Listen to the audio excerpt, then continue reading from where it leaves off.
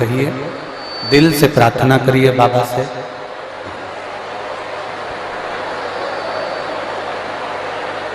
जहाँ जगह मिले वहाँ बैठकर भगवान शिव से अपने मन की बात भाव के साथ बैठकर बोलिए। जितने कार्यकर्ता खड़े हैं वो भी बैठकर प्रार्थना करें, क्योंकि बार बार कोई देवाड़ी में कथा तो हो नहीं रही। बाबा ने मौका दिया है, बैठकर प्रार्थना करें विनय करें।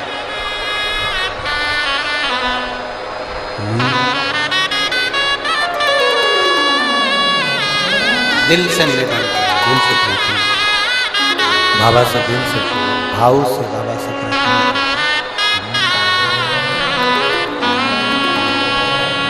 श्री शिवाय नमस्तुभ्यं, श्री शिवाय नमस्तुभ्यं, श्री शिवाय नमस्तुभ्यं, श्री शिवाय नमस्तुभ्यं, श्री शिवाय नमस्तुभ्यं। भोला सब दुख काटो हमारा, ओ भोला सब दुख काटो हमारा। शिव शंकर जपो तेरी माला, भोले बाबा जपो तेरी माला। भोला सब दुख काटो हमारा, ओ भोला सब दुख काटो हमारा। वेश मंगल मंगलकारी, वेश मंगल मंगलकारी। शमशान वासी हमारा, शमशान वासी हमारा। ओ भोला सब दुख काटो हमारा, ओ भोला सब दुख काटो हमारा। शिव कथा कर रही है, भगवान शंकर का संवाद कर रहा है, शिव महापुराण की कथा कर रही है, भगवान देवाधिदेव महादेव का चरित्र कर रहा है। विंध्य ने सूर्य भगवान जब अस्त हो रहे हैं, अंधेरा छा रहा है, प्रकाश कम हो रहा है, तब विंध्य ने अश्व को रोका और सूर्य नारायण बालक का रूप रखकर काशी चले। एक बच्चे का रूप रखकर भगवान, एक बच्चे का रूप रखकर काशी में चले, जहां पर अगस्त ऋषि बैठकर भगवान शंकर की आराधना कर रहे हैं।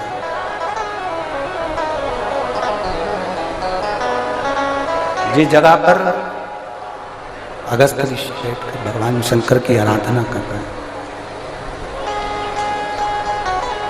अगस्त ऋषि ने भगवान शिव का शिवलिंग का निर्माण किया।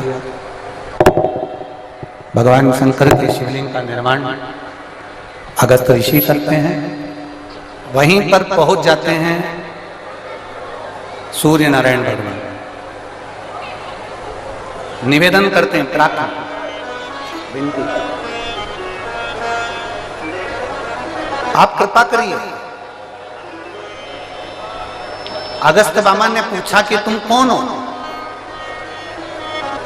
भास्कर देव सूर्य नारायण बच्चे का रूप रखे हुए थे, तो वो अपने असली स्वरूप में प्रकट होकर कहते हैं, मैं सूर्य नारायण।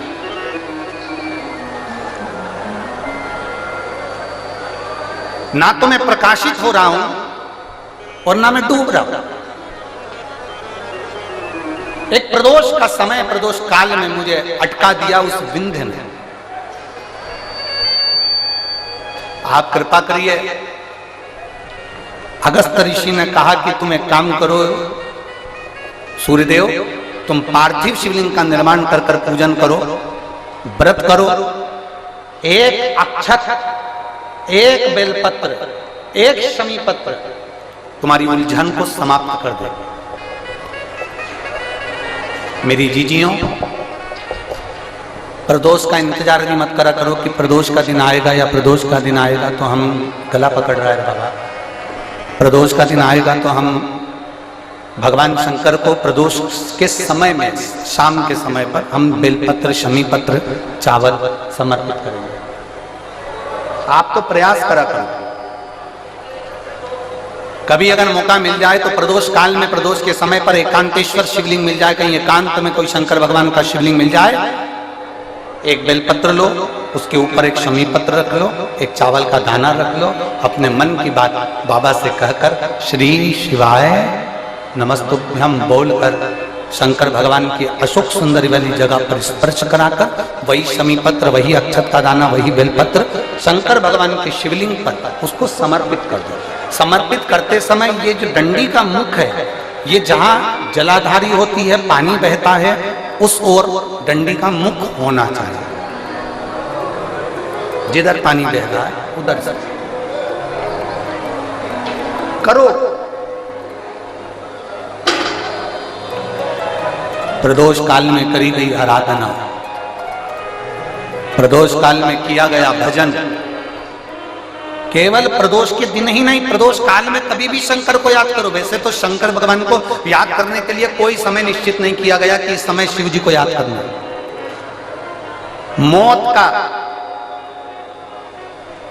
मौत का और महाकाल का आने का समय कभी निश्चित नहीं होता।